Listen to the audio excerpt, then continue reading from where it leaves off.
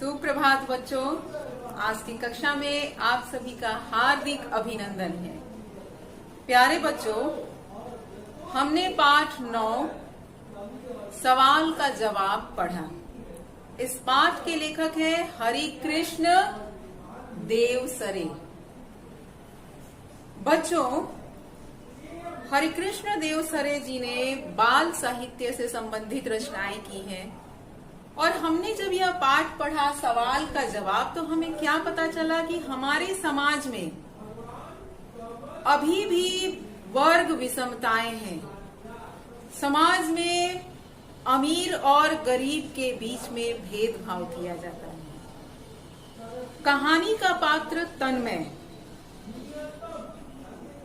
एक पैसे वाले घर का बालक है। अपने दादाजी के साथ वह दीपावली के त्योहार के समय मार्केट जाता है और वहां सामानों की लिस्ट उसके दादाजी दुकानदार को देते हैं। तन्मय अपने दादाजी से कुछ भी खरीदवाने की जिद नहीं करता है। चुपचाप बैठकर बाजार में जो गहमा गहमी है, गहमा गहमी का अर्थात भीड़ भाड़,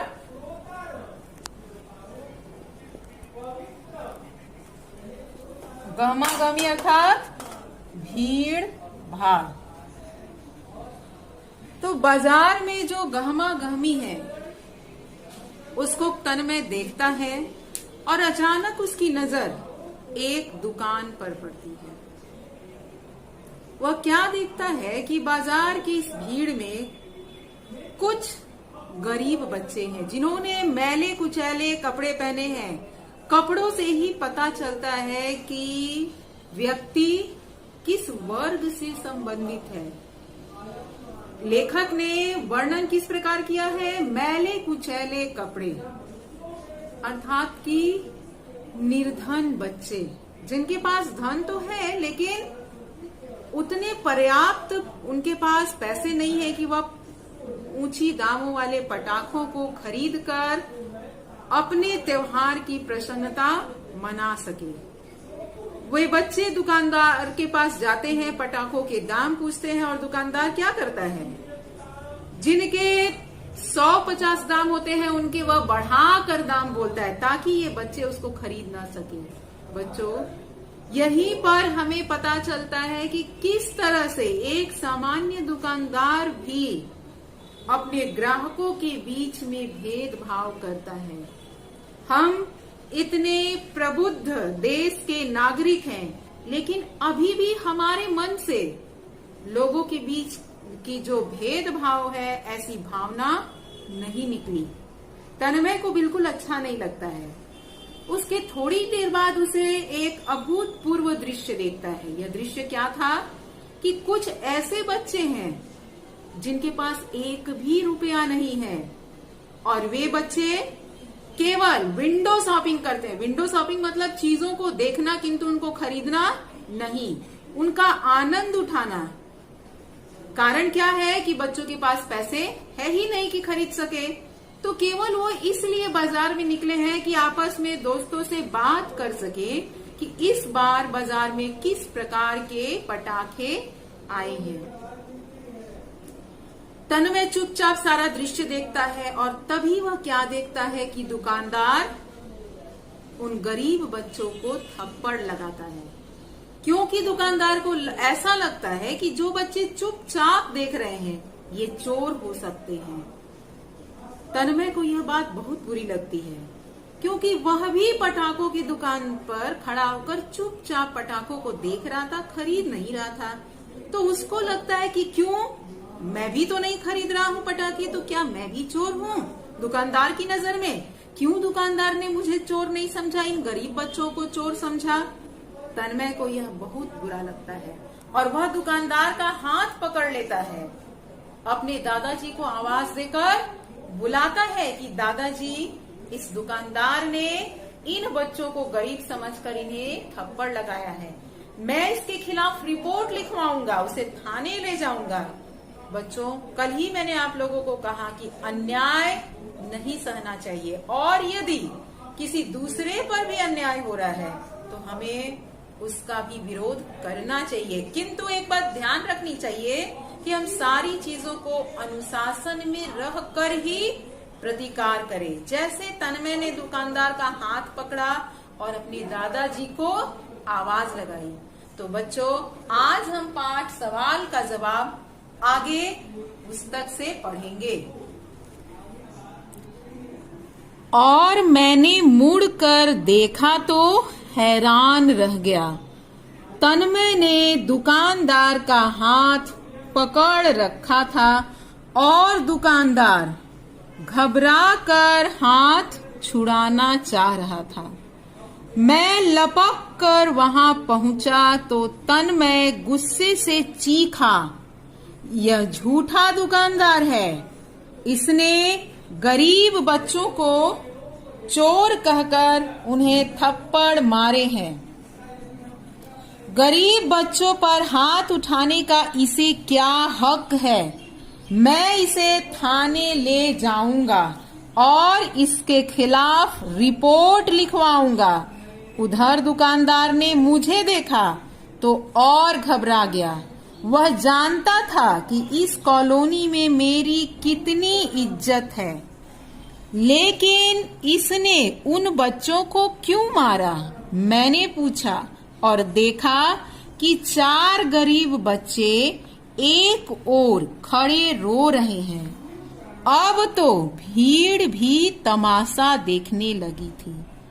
मेरे प्रश्न के उत्तर में तन्मय ने कहा, दादाजी, ये गरीब बच्चे अगर पटाखे खरीद नहीं सकते तो क्या इन्हें देख भी नहीं सकते? बस इनका यही जुर्म है। इस दुकानदार ने बस आओ देखा न ताव दुकान से बड़बड़ाता हुआ उतरा कि ये चोर बार बार दुकान पर आकर खड़े हो जाते हैं और कुछ चुराने का मौका देख रहे हैं और ताबड़तोड़ इन बच्चों पर थप्पड़ बरसाने लगा। मैंने देखा तो दौड़कर इनका हाथ पकड़ लिया और कहा, कौन कहता है ये चोर हैं? कहाँ है इनके पास चोरी के पटाखे? खबरदार, अगर अब इन्हें एक थप्पड़ भी मारा, बताइए दादाजी, क्या पटाखे की दुकान पर खड़े होकर उन्हें देखना जुर्म है? और अगर ऐसा है तो मैं भी तो पटाखे देख ही रहा था। लो, मुझे भी मारो, मुझे भी चोर कहो। तन्मय जिस साहस और सच्चाई के साथ अपनी बात कह रहा था, उसे सुनने के लिए वहां इकट्ठा हुई भीड़ जैसे मौन हो गई। तन्मय के तर्क के सामने दुकानदार भी शर्मिंदा हो रहा था। शायद उसे यही ठीक लगा और उसने तत्काल कहा, तत्काल मतलब तुरंत, अच्छा भाई, मुझसे भूल हुई, मैं माफी मांगता हूँ।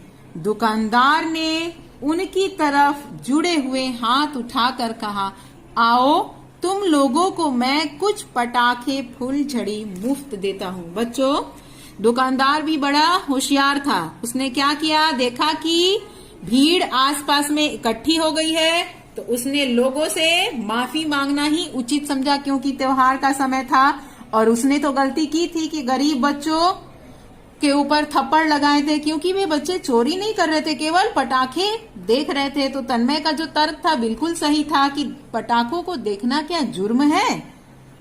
तो उसने क्या कहा चालाकी में दुकानदार ने कि उसने लोगों से और बच्चों से माफी मांगी और कहा कि मैं आपको पटाखे और फुलझड़ी मुफ्त देता हूँ। और उसने चारों बच्चों को एक एक पैकेट फुलझड़ी और थोड़े थोड़े पटाखे दिए। भीड़ में से किसी ने कहा, देखा राजू, उस लड़के ने किस सच्चाई और साहस से इस दुकानदार को सबक सिखा दिया। और कोई कह रहा था, बनिया बड़ा चालाक है, सोचा माफी मांग लो और 10-5 रुपए के पटाखे देकर इस मुसीबत से छुटकारा पालो, वरना उलझ गए तो त्योहार की सारी दुकानदारी धरी रह जाएगी। मैंने दुकानदार से अपना सामान रखवाया। तन्मय अभी भी उन चारों लड़कों से बातें कर रहा था। मुझे देखकर वे मुस्कुराते हुए वहां से चले गए। वे अर्थात चारों बच्चे, क्योंकि तन्मय उन बच्चों से कुछ कुछ पूछ रहा था। बच्चों ने दादाजी को देखा तो वे मुस्कुराते हुए चले गए। मैं तन्मय के साथ लौट आया। शाम को लगभग 4 बजे मैं बैठा चाय पी रहा था कि तन्मय मेरे पास आया। बोला, दादाजी 150 रुपए में कितने रुपए मिलाने चाहिए कि वे 200 हो जाए? 150 मतलब 150। मैंने बनावटी गुस्से से कहा, तन्मय तुम यह सवाल मुझसे पूछ रहे हो? हाँ, क्योंकि इसका सही उत्तर आपको मालूम है, मुझे नहीं। क्या मतलब? मैंने आश्चर्य से कहा।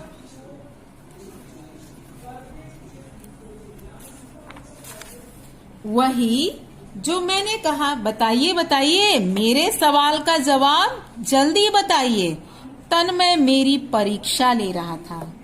दादाजी को लग रहा था कि वास्तव में तन्मय को समझ में नहीं आ रहा है कि 150 रुपए में कितने रुपए मिलाएंगे तो वे 200 हो जाएंगे। तो दादाजी को लग रहा था कि अच्छा, ये मेरी ही परीक्षा ले रहा है।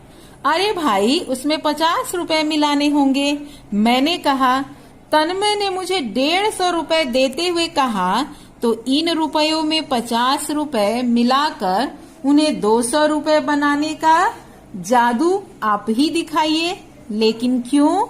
दादाजी, इस समय कोई सवाल नहीं, केवल उत्तर दीजिए। और मैंने तन्मय को 50 रुपए दे दिए। तन्मय रुपए लेकर चला गया। उत्सुकतावश मैं भी दबे पांव पीछे पीछे गया। फिर दरवाजे पर ठिठक गया। ठिठकना मतलब रुक जाना। मैंने छिप कर देखा, तन्मय बाहर गया। वे चारों गरीब बच्चे गेट के बाहर खड़े थे। तन्मय ने उन्हें 50-50 रुपए दिए। एक बच्चा बोला, अरे तनी भैया, 50 रुपए में तो ढेर सारी पटाखे आएंगी। तन्मय ने उसे चुप कराया और उन सबको जाने के लिए कहा। तन्मय लौटा तो मैं जल्दी से अपने कमरे की तरफ लपका। तभी मैंने देखा कि एक कोने में तन्मय का मिट्टी का गुल्लक टूटा पड़ा है। तन्मय मेरे कमरे में आया। बोला, हाँ दादाजी, अब पूछिए कि मैंने 50 रुपए क्यों मांगे थे? आपके सवाल का जवाब।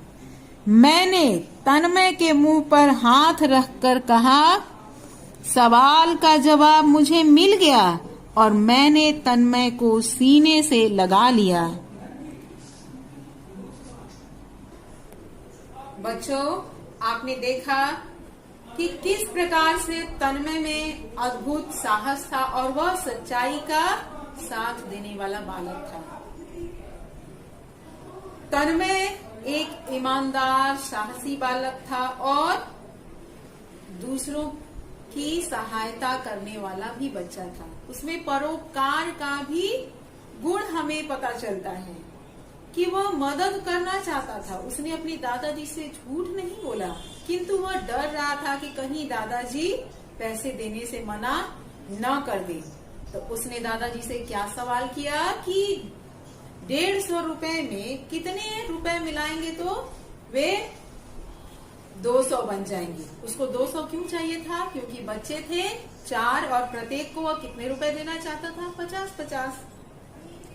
और इस प्रकार तन्मय ने उन चारों बच्चों के चेहरों पर मुस्कान ला दिया और दादाजी को भी पता चल गया कि तन्मय देखने में जितना छोटा बालक है उसमें अद्भुत साहस है और वह एक परोपकारी बालक भी है। तो बच्चों, यह पाठ आप सभी को समझ में आ गया होगा कि सवाल का जवाब, सवाल क्या था और उसका क्या जवाब मिला। इसके साथ ही हमें पता चला कि हमारे समाज में भी ऊंच नीच, अमीर गरीब के बीच का जो भेदभाव है, इसको समाप्त करने के लिए हमें पहल करनी होगी। किसी के कपड़े से, किसी के चेहरे से हमें उसकी गरीबी को नहीं देखना चाहिए। हमें देखना चाहिए कि कौन किस व्यक्तित्व का मालिक है। कई बार जिसे हम कम पैसे वाला गरीब समझते हैं, एक दिन वैसे ही लोग हमारे काम आते हैं। अगर हमारे पास पैसे हैं तो अपनी इच्छा की पूर्ति करने के बाद अगर हम दूसरों को थोड़ी सी खुशियां भी दे दें उनके चेहरों पर मुस्कान आ जाती है। साईं इतना दीजिए जामे कुटुंब समाए, मैं भी भूखा ना रहूं साधु न भूखा जाए। बच्चों, इसका अर्थ ये हुआ कि ईश्वर हमें इतना दीजिए, साईं इतना दीजिए जामे कुटुंब समाए, जिसमें मेरा पूरे परिवार का भरण पोषण हो, मैं भी भूखा ना रहूं, मेरा भी पेट भरे, मेरी भी इच्छाओं की पूर्ति हो, और मेरे दरवाजे पर अगर कोई आया हो तो उसको भी मैं खाली हाथ न लौटाऊं। तो इस पाठ से हमें यही सीख मिली कि किसी भी परिस्थिति में अन्याय का विरोध करें, किंतु अनुशासन के साथ करें, सच्चाई का सदैव साथ दें। तो बच्चों, कल आपको गृह कार्य दिया गया था नुक्ता वाले शब्द और शब्दार्थ लेखन और लेखक का जीवन परिचय। तो आज हम लोग इस पाठ का जो प्रश्न है उस पर चर्चा करेंगे कि आपको कैसे लिखना है। बच्चों, पहला प्रश्न है कि लेखक को अपने साथ किसे और क्यों ले जाना पड़ा। तो इसका उत्तर बड़ा ही सरल है कि लेखक को अपने साथ तन्मय को ले जाना पड़ा। क्यों ले जाना पड़ा? तो बोर्ड पर देखिए, लेखक को अपने साथ तन्मय को ले जाना पड़ा क्योंकि दिवाली के त्योहार के कारण बाजार सजे हुए थे और तन्मय की दादी जी ने भी जिद किया था। तन्मय भी जाना चाहता था और दादी जी की भी जिद के कारण तन्मय के दादाजी उसको बाजार ले जाने के लिए राजी हुए। पहले प्रश्न का उत्तर है कि लेखक को अपने साथ किसे और क्यों ले जाना पड़ा। दूसरा प्रश्न है कि बच्चे बाजार में किस दुकान पर खड़े होकर और क्या देख रहे थे, क्यों देख रहे थे। तो आपको कहानी समझ में आ गई है कि बच्चे बाजार में किस दुकान पर खड़े होकर देख रहे थे। बच्चे पटाखे की दुकान पर खड़े होकर पटाखे और फुलझड़ियां देख रहे थे। और क्यों देख रहे थे? तो इसका उत्तर मैं अभी लिखूंगी कि क्या कारण था कि बच्चे पटाखे की दुकान पर खड़े होकर पटाखे फुलझड़ियां देख रहे थे। क्योंकि उनके हाथ में सीमित पैसे थे। क्योंकि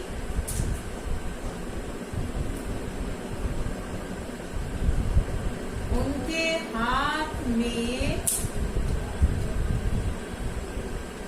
सीमित पैसे थे और पटाखों के दाम अधिक थे।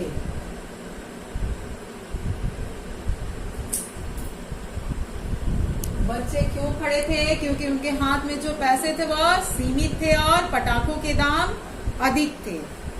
ठीक है बच्चों? और कुछ बच्चों के पास पैसे नहीं थे।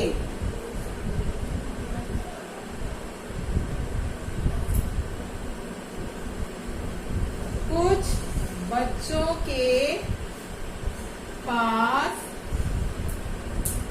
1 रुपया भी नहीं था। तो बच्चों, ये दूसरे प्रश्न का उत्तर है कि कुछ बच्चों के हाथ में सीमित पैसे थे और कुछ के हाथ में 1 रुपया भी नहीं था, इसलिए वे पटाखों की दुकान पर खड़े होकर केवल पटाखे देखकर आनंद ले रहे थे। तो ये है 2 प्रश्नों का उत्तर। तीसरा प्रश्न बच्चों, तीसरा प्रश्न है कि तन्मय ने दुकानदार का हाथ क्यों पकड़ रखा था। दुकानदार ने गरीब बच्चों को चोर कहकर उन्हें थप्पड़ मारा था। यह दृश्य देखकर तन्मय नाराज हुआ और उसने दुकानदार का हाथ पकड़ लिया।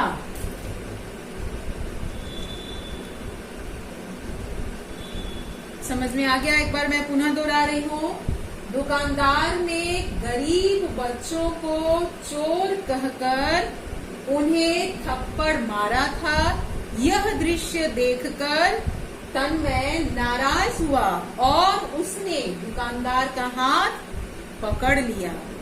चौथा प्रश्न है, तन्मय की बात सुनकर दुकानदार को कैसा लगा और उसने क्या किया?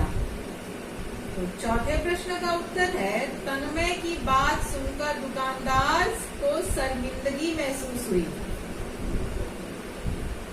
तन्मय की बात सुनकर दुकानदार शर्मिंदा हुआ और उसने सबसे माफी मांगी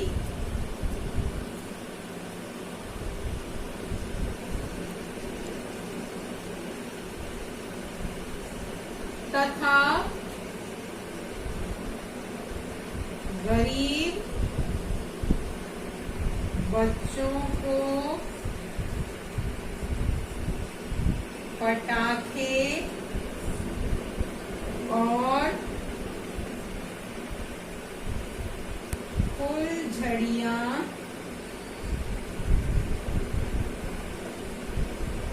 मुफ्त में दिया। इसका उत्तर चौथे का, तन्मय की बात सुनकर दुकानदार शर्मिंदा हुआ, उसने सभी से माफी मांगी और गरीब बच्चों को पटाखे और फुलझड़ियां मुफ्त में दिया। तो बच्चों, गृह कार्य में प्रश्न संख्या 1 से 4 तक करना है। इसके बाद आपकी जो पाठ्य पुस्तक में है प्रश्न संख्या 5, इसको भी करना है। आप एक बार इसको अपनी पुस्तक में मिला लीजिए और लिख लीजिए, किसने कहा, किससे कहा। ले जाइए और जो कहे वह खरीद दीजिए। दादी ने दादाजी से, तन्मय तुम यह सवाल मुझसे पूछ रहे हो? दादाजी ने तन्मय से, अच्छा भाई मुझसे भूल हुई। दुकानदार ने तन्मय से, उचित शब्दों द्वारा रिक्त स्थान भरिए। मैंने दुकानदार से अपना सामान रखवाया। दादाजी इस समय कोई सवाल नहीं। उत्सुकतावश मैं भी दबे पांव पीछे पीछे गया। अरे तनी भैया, 50 रुपए में तो ढेर सारे पटाखे आएंगे। तभी मैंने देखा कि एक कोने में तन्मय का मिट्टी का गुल्लक टूटा पड़ा है। बच्चों, प्रश्न संख्या 1 से लेकर 6 तक आप अपने उत्तर पुस्तिका में लिखिएगा। समझ में आ गया बच्चों? तो यही है आपका गृह कार्य। और एक बार बोर्ड पर मैं आपको प्रश्न संख्या 3 और 4 पुनः दिखा दे रही हूँ। प्रश्न संख्या 3, दुकानदार ने गरीब बच्चों को चोर कहकर उन्हें थप्पड़ मारा था। यह दृश्य देखकर तन्मय नाराज हुआ और उसने दुकानदार का हाथ पकड़ लिया। चौथा प्रश्न, तन्मय की बात सुनकर दुकानदार को कैसा लगा? तो तन्मय की बात सुनकर दुकानदार शर्मिंदा हुआ और उसने सबसे माफी मांगी तथा गरीब बच्चों को पटाखे और फुलझड़ियां मुफ्त में दिया। तो बच्चों, इसी प्रकार से प्रश्नोत्तर को आप लिखिएगा सुंदर अक्षरों में। और आज की कक्षा यहीं समाप्त हुई। शेष जो प्रश्न है हमारे वो अगली कक्षा में होंगे। धन्यवाद।